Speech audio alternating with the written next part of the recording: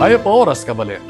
Kayan tanong mabilog ang pwersa ng GNN TV44, mabiela rin makapanahon at lokal na istoryang dapat yung abalo, kapamilataning garantisado, kumpleto ang pambalansing informasyon.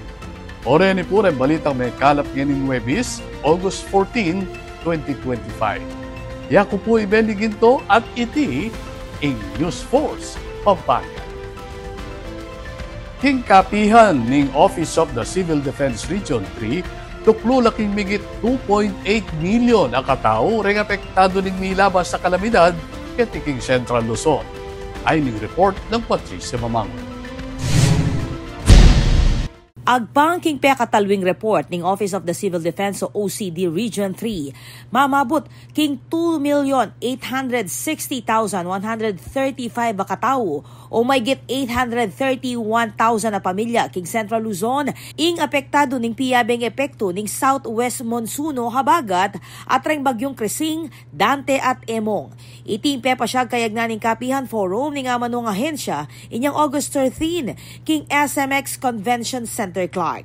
Diniklaraya yung state of calamity king mabilog alalawigan ning Bataan at Pampanga, pati na rin karenga 20 balen at syudad king Bulacan, Tarlac, Zambales at Pampanga. Base king tala ning Regional Disaster Risk Reduction and Management Council o RDMMC, 70 evacuation centers ing kasalukuyan na makabuklat at lilingap kareng 1,271 na pamilya o 4,586 sa katao. Tuklula pa king 16 mabarangay reng makalbug, Akera-Kalan at Chukim Pampanga at Tarlac. Manatili na lamang ligtas reng hanggang 5 dam king rehiyon, iba't king spilling level kabilang ing Angat, Ipo, Bustos, Pantabangan at San Roque. Samantala, ala namang mita lang pamagtas king level ning Danum, kareng mani munang ilog, posibleng magdulot ning peligro. Minukyat na laman king 2.43 billion pesos reng mesira king sektor ning agrikultura at 6.44 billion pesos naman karas king infrastruktura. Mamabot naman king 402 million pesos ing kabilugan na alaga ning apamiyeng ayuda iba't king OCD, Department of Social Welfare and Development, local government units at pilang NGO. King salukuyan at tinamo namang may reporta mete. Inya mo alapang opisyal bilang dareng may sugat o mawawala. Balaos naman ing operasyon dareng LGU, militar at volunteer groups king rescue, relief at clearing operation. Lakwas na kareng apektadong balen king Pampanga at Bulacan. Agpang kang OCD Region 3 Director Amador Corpus, balaos sing pamagbante kareng lugala ating mita lang pa manalbog at landslide prone areas kabang aabiswan ng publiko na maging alerto at tuki king abiso dareng kanya-kanyadang LGU. Ako po, Patricia Mamangon para king News Force Pampanga. Balitang tutuking balen, susuyo. Manualaeng OCD o Office of the Civil Defense Region 3 na hanggat malyari ang panatili na rin DRRM personnel. Ay report.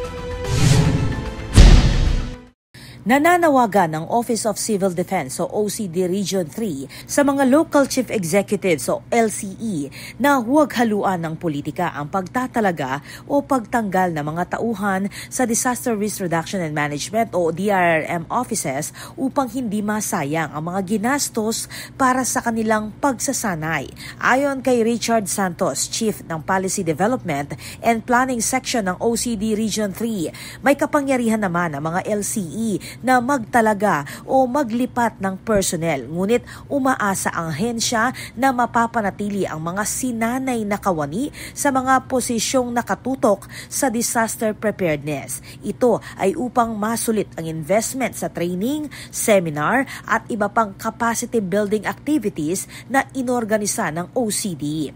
We support na sana pagdating sa DRRM, sana po hindi nakahaluan ng politika. Especially sayang po yung investment natin dun sa mga responder. Kaya lang po, sabi nga natin, meron pong discretion yung ating mga local chief executives regarding dun sa placement at ano po ng mga tao. Pero kami po during the review ng plans, gawad kalasag assessment at saka during various DRRM capacity building activities talaga pong kinakapacitate at ino-orient po natin yung ating mga local chief executives, yung importance ng mapanatili yung ating mga personnel kasi sayang po yung mga investment na ibibigay natin dun sa ating mga DRM workers. Dagdag pa ni Santos, isa rin sa mga rekisito ng Gawad Kalasag, isang pambansang parangal para sa disaster resilience ang pagkakaroon ng permanente at aktibong hepe ng DRRM office sa bawat local government unit. Permanent plantilla personnel ng DRRM, especially yung head, isa po sa mga requirement ng Gawad Kalasag na dapat yung head DRRM officer nila ay dapat permanent and functioning dun sa office at through the Gawad Kalasag, nire-recognize natin yung mga LGU na talagang kinocomply yung requirement na ito. Based na din po dun sa Republic Act 10121 at saka yung various issuances with the establishment ng local DRMF office and councils. And in case po na yung mga LGU natin ay hindi ito nako-comply, isa ito dun sa mga posibleng maging reason kung bakit hindi po sila maging awardee po ng Gawad Kalasag. Pero sa po ng OCDB, encourage and po yung ating mga LCE na ma-ensure natin na permanent and functioning yung ating mga head DRM officer and of course yung mga empleyado natin sa DRM office regardless of political colors ay mapanatili dahil sila po talaga yung mga kailangan natin during disaster and emergency conditions. Ipinahayag ang panawagan sa Kapihan Forum ng OCD Region 3 bilang bahagi ng kanilang patuloy na advokasya sa pagpapatatag ng kakayahan ng mga LGU sa pagtugon sa sakuna at kalamidad. Ako po, Patricia Mamangon para King News Force Pampanga. Balitang tutuking balen, susuyo. Binuklat king sesyon ni Sangguniang Panlalawigan ng Pampanga inireklamo na rin residente ng Pilar Village king San Fernando, dikil king Lulwaladanong king Gripo. Pakibaluan ng detalye ng Patricia Mamangon.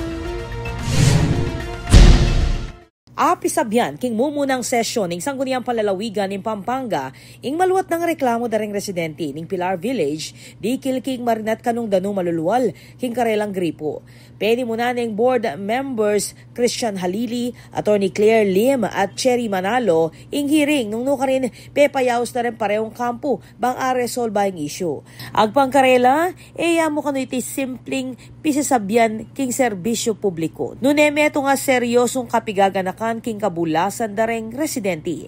Pepasyag ning Pilar Water Works Corporation o PWC na makasadya lang alilan reng asbestos pipes at amaninayan na lamong excavation permit bang aumpisa ning proyekto. Dinina niya ning Sangguniang Panlalawigan ng PWC Apulong Aldo banga kumpleto ing permit at tambing gawan ing pamamalit kareng tubo. Ako po, Patricia Mamangon para King News Force Pampanga. Balitang tutuking balen, susuyo. Atin pa mga paling balita, king pa magbalik ni News Force Pampanga.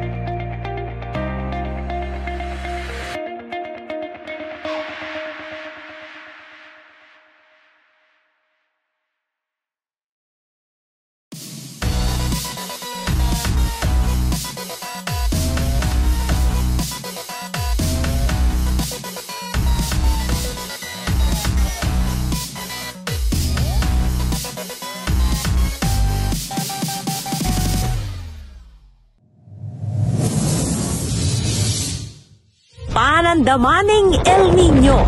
Kung toro papali o mitatasing temperatura, daragul mo naman ing pamangailangan king kuryente. King daragula demand king kuryente asang kaning paning pamangamit kareng appliances kalupaning aircon, freezer at refrigerator. Asahan tamo naman na siguradong tuki ing kimot ning presyo ning kuryente amani batan king wholesale electricity spot market. Inya naman papaganakan ning Sfelapco kareng hanggang consumers ing paniguradong pamagbayo ning konsumo at presyo ning kuryente balang kilowatt hour. Manatiling makayantabe king kaya kaming Facebook page para kareng latest advisory. Beto nga paganaka, ibat king Sfelapco. Isang makakayabing araw po sa inyong lahat. Fernandinos, masaya at malugod ko pong ibinabalita na nominado ang ating siyudad San Fernando sa prestihiyosong World Travel Awards sa kategoryang Asia's Leading Regional Cultural Destination 2025. Sa kabuuan, isa po tayo sa 10 lokalidad sa buong Pilipinas na nominado sa World Travel Awards na itinuturing na isa sa pinakamalaking award-giving body sa iba't ibang larangan gaya ng travel, tourism at hospitality. Bilang Christmas capital of the Philippines at home of the giant lanterns, ang ating pong syudad ay may mayaman na tradisyon at kultura. At ang ating pamana ay talaga namang ating binibigyang halaga. Personal po akong nagpapasalamat sa City Tourism and Investment Promotions Office at Department of Tourism bilang kayo po ang naging susi upang makilala ang turismo ng San Fernando sa global stage. Kaya naman sa mga Fernandino, pati na po sa mga Kapampangan at Filipino, inaanyayahan ko po kayong iboto ang siyudad San Fernando bilang Asia's Leading Regional Cultural Destination 2025 sa World Travel Awards. Mababasa po ang kabuang detalye ng nominasyon sa caption ng video post na ito. Luwidya in Philippine Tourism. Luwidya in Ciudad San Fernando. Luwidya in World Travel Awards.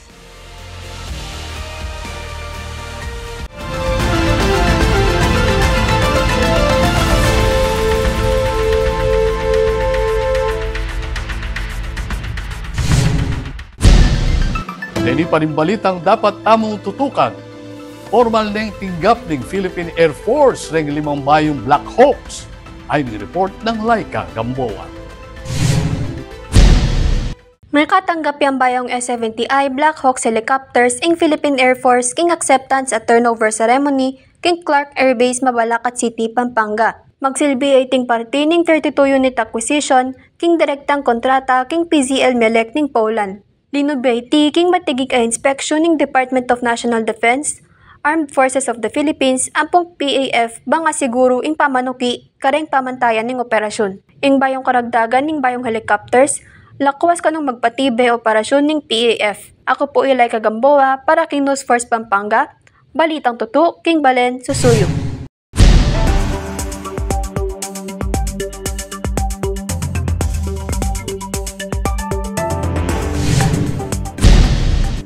Kaya katampak ibaluan ng bilin ng panahon king lalawigan, kilog ng 24 oras.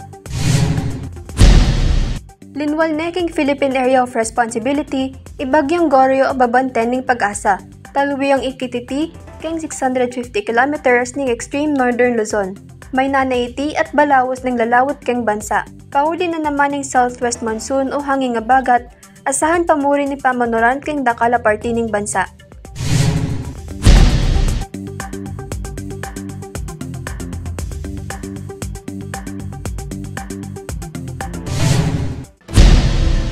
Kabalen maging parti ka king pamagbalita kiti king News Force Pampanga na numang kaganapan isyo reklamo king kayong lugar mayari mong ikwento isumbong kapamilatan da rin numerong mayakit king kayong screen. Mayari mo namang mag-post ka rin kaming social media accounts. Panalakaran ng News and Public Affairs Team ng GNN TV 44 nga dinan kayong mata sa kalidad ng lokal pa magbalita bilang palatang serbisyo dari sa Blanca, Kapampangan. Ayal venue lang ening Webis, may kala pa istorya, ketiking probinsya. Yaku po ibeniginto at ini ing News Force, Pampanga. Balitang tutu, ing balen, susunod.